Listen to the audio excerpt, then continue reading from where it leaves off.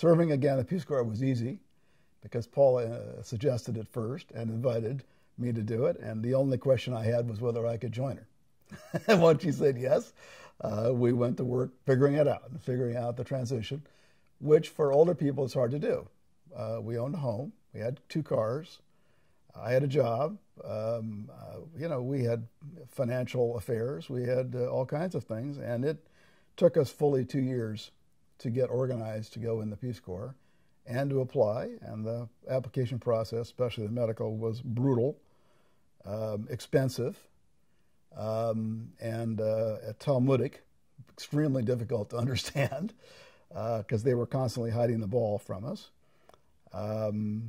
In fact, at one point in the process, they mentioned that there were some medical screening guidelines that they were using to assess me especially. And I said, well, that's great. Could I see them? And they said, no, we never show them to anybody.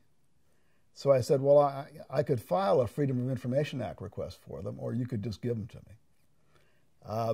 So they knew what that meant, and so they gave them to me. So I got to see the medical screening guidelines for the medical condition that I was dealing with, and they were about 15 years obsolete in terms of the medicine of the time.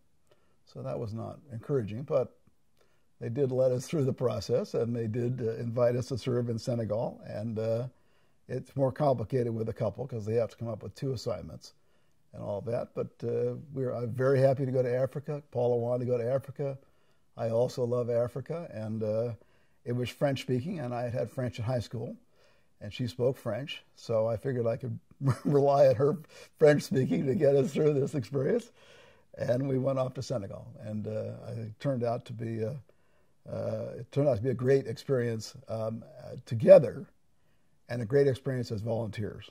Our experience with the Peace Corps was miserable, but as the site and the service and the Senegalese and the work we were trying to do was wonderful, terrific, great fun.